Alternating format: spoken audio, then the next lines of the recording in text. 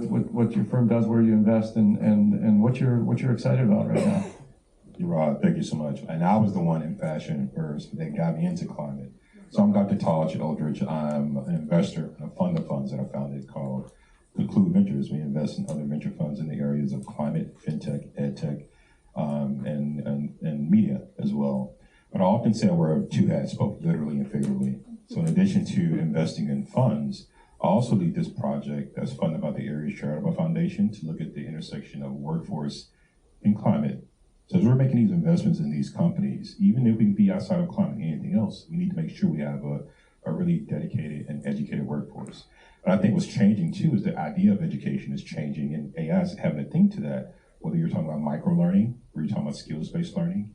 And I think we went from some of us who may have been a little bit seasoned who went to college and have all these debt that we're happy that's getting eliminated. But it's interesting to see how the younger generation is looking at learning and looking at being prepared for jobs, and how skills-based hiring and skills-based learning is coming on the horizon. And I love how AI is being a part of that.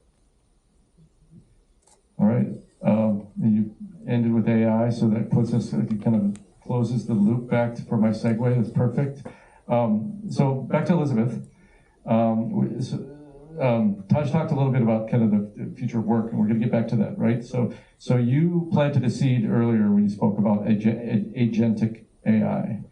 And looking at AI startups for the past couple of years, I've seen a lot of agents out there and what they're, putting at a front end on a ChatGPT and being your, virtual travel agent and things like that. But tell me what you really mean by, and I didn't like those those startups. I didn't see potential, but tell me about what you mean by agentic AI.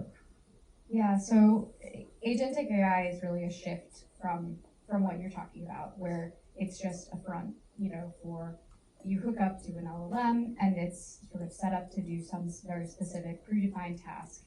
And LLMs can work really well in those situations, but we're now moving to the point where with agentic AI, it's actually much more autonomous and goal-driven, and it's more proactive, not reactive. Think about a chatbot, or like you said, a sort of an AI assistant sort of agent type feature. It's more reactive. It kind of only does something when you ask it to. Agents, on the other hand, agentic AI can actually be more proactive. It can learn from the context of what you're doing and proactively suggest solutions or even take action on its own. So one of the defining qualities of agentic AI is that it can actually interact with the real world. So it's more tightly integrated with things so it can make decisions and do things for you, right? So in the workplace context, you can imagine an AI assistant that's really tightly integrated with your CRMs, with your emails, with your documents, with everything that you touch in your day-to-day. And it can actually observe you, learn your habits, and start to take off some of those more mundane, repeatable tasks off your plate. And it will actually be more proactive and learn and suggest these things to you. So that's kind of the power of agentic AI. It's a really exciting space. It's also a very high risk space because of course, you have an agent that can make decisions for you and do things, it can log into your accounts and make, write emails, schedule meetings, all those are kind of the basic ones, but you can imagine even more complex situations and multi-turn sort of tasks that require multiple steps that an agent could take on your behalf. So while it's a really exciting and full of potential space, it's also kind of a dangerous one. In most cases, people work in an organization not on their own, so there's this interface to other people you work with and business processes and things that needs to do. Yeah. So the contact center is another big one that we're looking at agentic AI because there's so many sort of integration points there where an agent could be useful. Obviously, we have human agents are the predominant sort of front end for contact center, but there's so much of that job that can be automated. that gives more time to the human agents to handle really complex queries from users and give them some of that time back. Taj, you're nodding. You look like you have something that you want to add to that. No, I agree. I think that there's a lot of conversation where people are saying AI is going to take our jobs. I counter that. I say, like you said, they're going to make our jobs better. And I think that goes back until we talk about the idea of skills-based hiring and skills-based learning. Some of those repeatable skills that she mentioned are the things that can be offloaded. And I think the other part of that we often don't think about, we talk a lot about diversity in this country, whether it's gender or race, but there's a group of people that we really don't talk about in this space when we talk about tech, even AI and ML, that's people with disabilities. Like myself, I'm partially blind, but I have on Meta glasses, so everybody say hello to the video.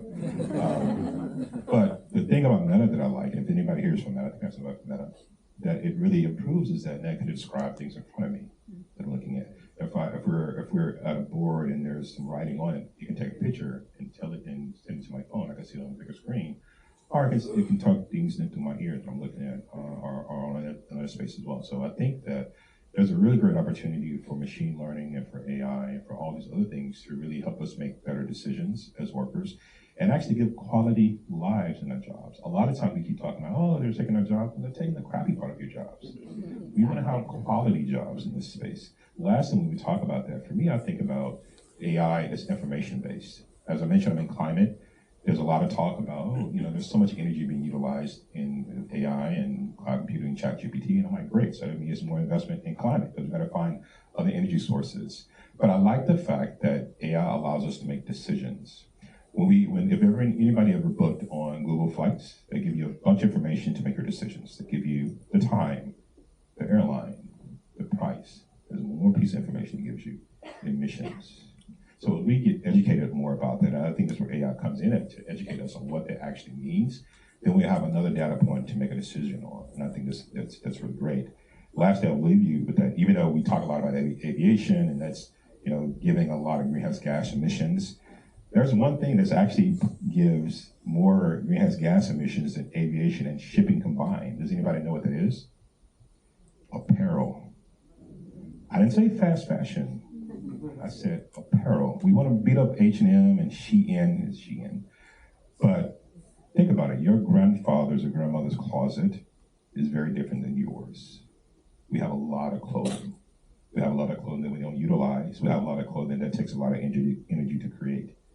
And one of the things we're talking about, if you ever heard of brands like Grates, I have them on. They're made out of plastic water bottles. The suit I have on is custom, but it's made out of low water cotton. Even the diamonds that I'm wearing that we often talk about is made from carbon that's been captured in the air. So there's an opportunity when we talk about climate, we talk about the intersection of AI and machine learning. All these technologies and things that I have on my body could not have come without the assistance of AI, machine learning. Yeah, I'm really excited in AI and quantum computing even in solving the climate crisis, because I think we're running out of time, and so we need that silver bullet, and I think AI can help us with that. I also like what you talked about people with disabilities, because I think we look at some of the blue collar jobs that are lacking in workforce. So like in logistics and warehouses, if we can provide jobs for people with either cognitive disabilities or physical disabilities to work in warehouses, robotics, and AI, then we can solve a problem for the logistics companies and also provide quality employment for these people. And I know your Meta glasses are shining at me. So. Do we do that in California? I thought there was like all these privacy glasses. Yeah, it's a thought. No. the microphone said no. Don't speak to that. I'm not. But when we look at the idea of the Google, I wasn't going to say the language, but just say the Google Glass folks that we used to call them back in the day. Yeah. I think what's now with Meta, if anybody here Meta, I think there's an opportunity for awareness, and the light kind of tells you that there's a taping opportunity. Now, what I love about innovation, creativity drives innovation, is that there's some students who took the classes, and now they are making it to where they, if you have it on, they look at this gentleman here and they say, look at this whole digital profile in life. Now that's a little bit different. That's where we get into it. But I think, we talk often how policy follows innovation, and so I think that's why we're in a space where it's just really interesting. But yeah, I think I think we're in a great place in this space. They're using this and having these conversations here with these people who are actually making some of these things as well. Yeah. So any lawyers in the place, definitely chime in. Speaking of which, doing real things, and Paige, back to you. So we talked a lot about LLMs as kind of a blunt force object to a lot of startups out there doing things. But I think you have a point of view on there's a lot of opportunities outside of Gen AI and things that are exciting for you. Yeah, absolutely. And I just want to say I agree with everything you just said, and I think you called out a lot of really amazing, pro-human kind of use cases. And I agree with you that I think the right thing to do with AI is to help people make their jobs easier and better and get rid of some of the tedium and things that we don't want to do. I also think there's a number of pretty misanthropic applications of AI that are kind of out to eliminate jobs. I think that there are some use cases that reduce costs just astronomically, but also reduce services astronomically, but it still works out on a balance sheet where they're making more money. So even if we all get a worse service, even if a whole bunch of people lose their jobs, ultimately the business made more money at the end of the day, which is kind of the bottom line. And so I especially think, like, as practitioners, as investors, as entrepreneurs, I think it's really important to start taking a step back and saying, how do we actually use this technology responsibly, and how do we do it in a way that's going to move humanity forward versus taking us back? So anyway, +1 to everything you just said. Well, I want to make sure we have a little bit of time for questions, and I'm going to, there's a lot of startups, you're going to hear from a lot of startups back to back. So I want to get the point of view from someone that has a unique perspective of both investment and potentially exit. And so Samir, can you describe, at least from your lens of IBM, how you see the corporate VC and you guys as an acquirer, and what you look for? Absolutely. So we have just to give you some background, we announced about a year ago a $500 million venture fund. We historically have not done a lot of VC investments like Google or Salesforce or other tech firms, but we really stepped up to the plate this time to really look at, I'd say, larger investments and more investments than we've historically done. These are minority investments, so we never lead. We'll never be a lead investor, but we'll be a minority to a lead investor. We don't take board seats. Let's say $2 to $10 million to Series A, early Series B. And last few years we've invested in a few security companies, AI companies. Like I mentioned, Hutton Face, let's say Gem Security, Authmind. There's several others. So that's certainly a focus. And we look at it in terms of looking at a financial return, like any other investor, but it also has to be strategic to align where we're focused as a company around cloud, AI, enterprise, what our enterprise clients need.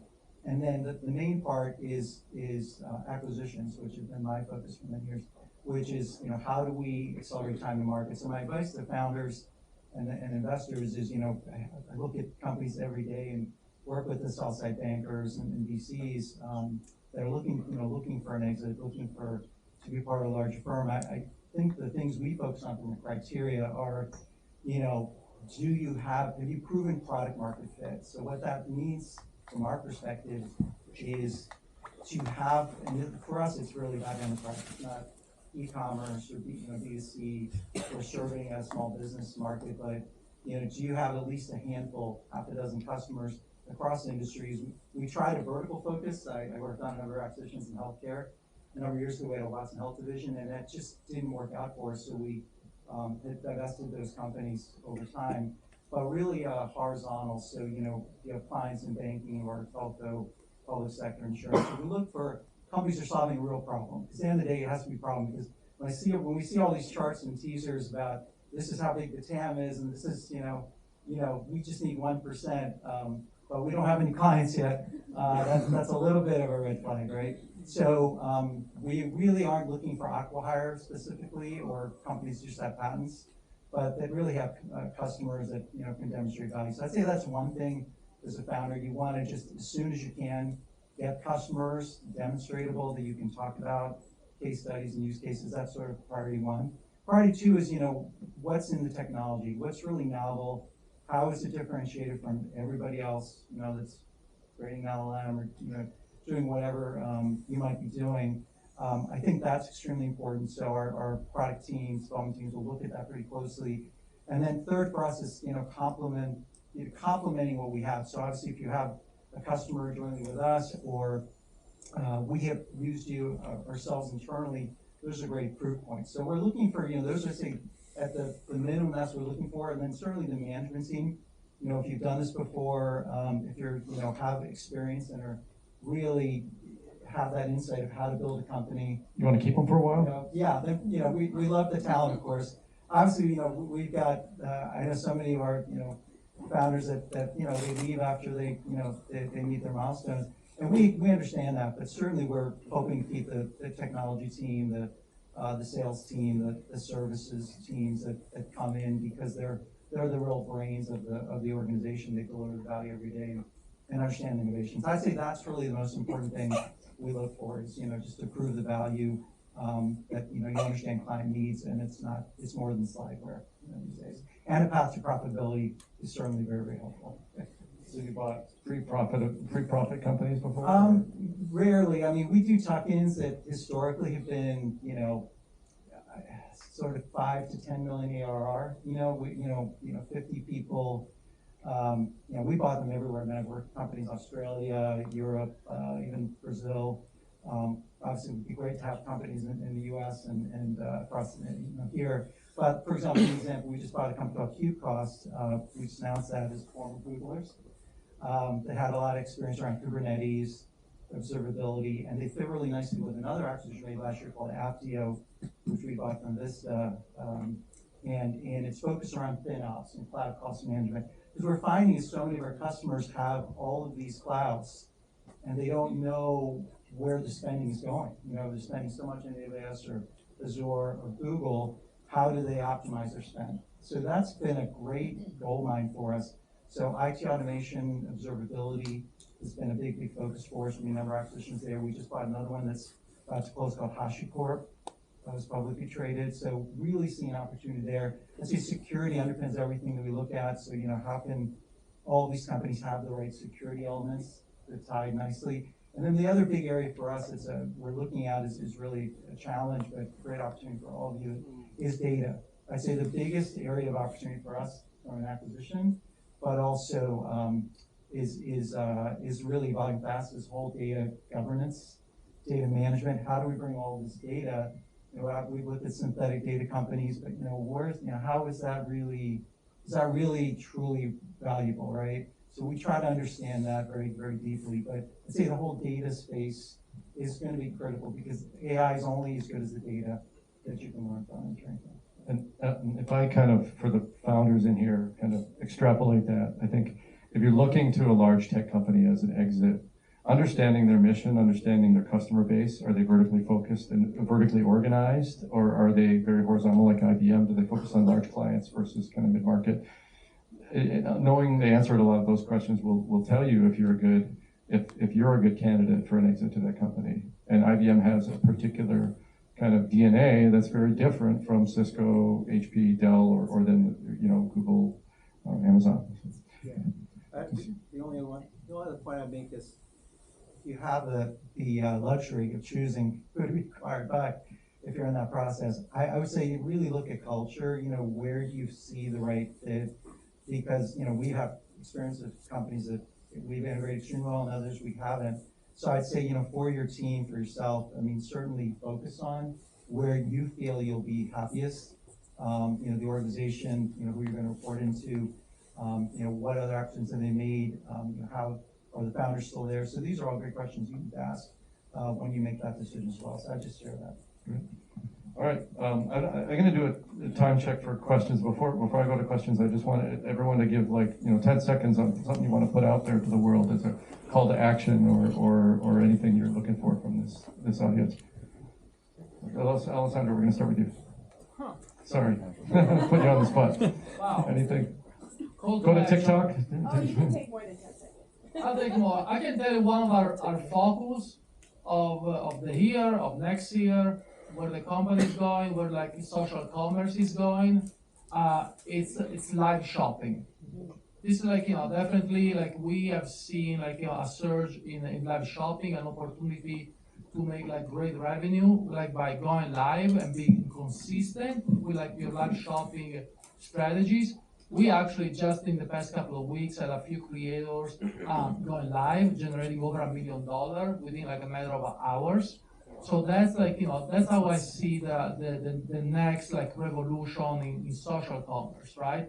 Really like, like you're seeing like merging like entertainment and live shopping into one. And that's probably like, like the biggest focus that we have right now as an organization here in the United States is going to be live shopping. All right, everyone else had a chance to think of their answer to my cold question. We'll just go down the line. Samir, do you? I would just say if you're a founder or starting a company, try to avoid raising too much money.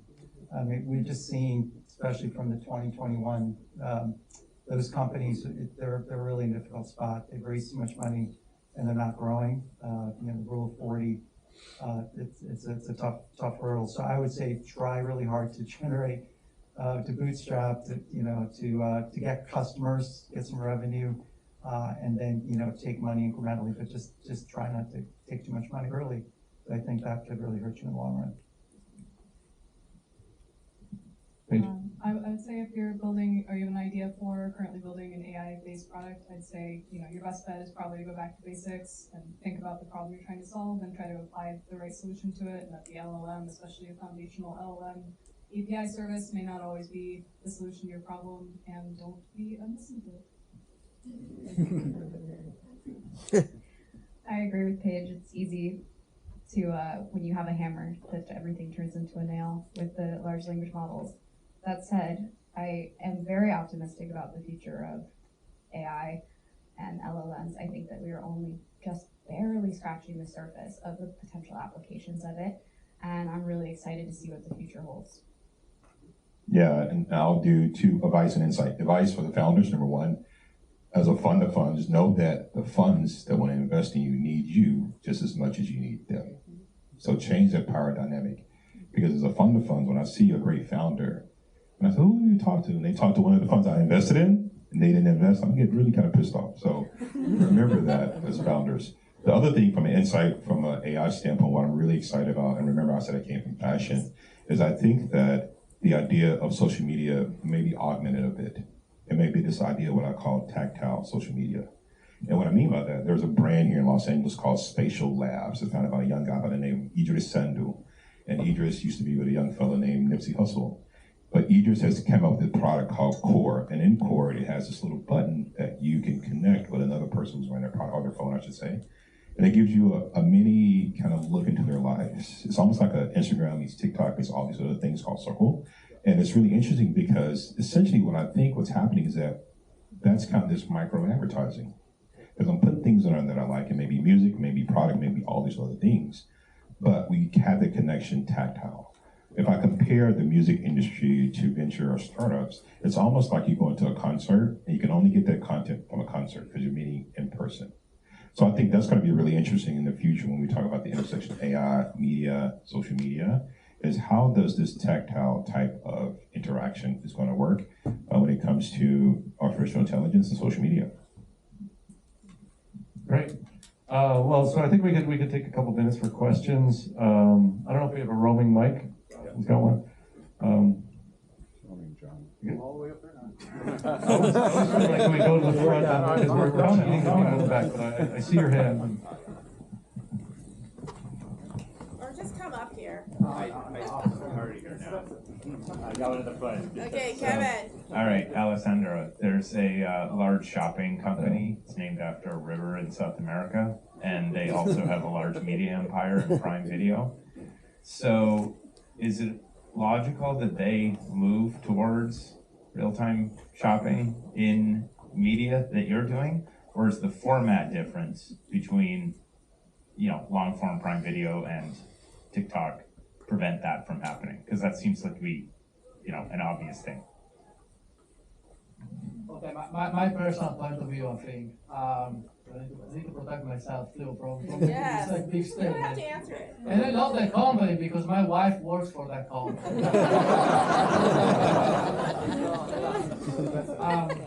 I can tell you like where I think we have like an advantage because of the creator base, right? Like, you know, when I think about like having like a really good like shopping experience, by any means, I might go on Amazon, I search for the product and I buy it, right? But when I want to be entertained, when I want to come across like a new product, new service, then I go to TikTok. And that's like where like I think we have like an advantage. We have like, you know, millions of creators on our platform. I think we have, the creators are our DNA, right? So I think that's like where like it separates us from other companies, from other e-commerce platforms, that we can really like leverage the power of the creators. And I read like a stats a couple of weeks ago where users online will like buy like, you know, like a product 60% of the times more after watching a creator video, right? So with that said, I think it's our platform is just like great when it comes to product discovery, and that's probably like one of the biggest like shift lately, going from search to discovery and leverage the power of the creator. So with that said, I mean, I am a Prime like member myself, and I would be like next year, next 10 years. But we might have like a little like advantage on that one. Just to follow up on that point, I actually was on TikTok looking for how to use a washer and dryer combo that apparently is in the TikTok shop. I Googled like how to use it because I got it in the box. I don't like instructions, so I just went to TikTok and just typed the name of this thing in TikTok, and all these creators were talking about it and say, "Oh, buy this on the TikTok shop," which is how I discovered the TikTok shop. But it was just exciting to see like they were all excited, and they showed me how to use it, and I already bought one, but they showed me how to use it, and made me more excited about it, and I was like, "Oh, this is in the TikTok shop." So my question though is, what percentage do the creators get, and how do you promote creators that are good at selling stuff? What was the first part of the question? What percentage do TikTok creators get off of the revenue of sales of products that they help promote, and how does TikTok actively promote the good creators? That's the beautiful part about our platform. The vendor, the brand, the merchant will set a commission rate, right? So the brand will decide, hey, we want to pay you like 10, 20, 30, 40% of the sale. On average, I will say that you kind of want to be competitive when it comes to the commission rate. So probably to aim around like 20 to 30% of the sale. And then I think like, you know, how like a video is going to go viral, how like a creator will go viral, that depends by a lot of factors. I think it's very important to show our algorithm like velocity, right? Like, so really able like to show that you can sell like a lot of products in a very short amount of time. When that happens, then our algorithm like will keep pushing out like the product, the creator, and that's why you see some of these brands just like absolutely like, you know, booming in a matter of a couple of weeks and generating like millions of dollars out of like one single SKU. So that's my recommendation as you come across also this dishwasher, right? If you haven't like yourself access TikTok Shop, I will invite you like at least to download the app and just like search for one of your favorite hobbies or anything you want to search about, because I guarantee you there's going to be some content that you will find very much entertaining and useful for your daily life.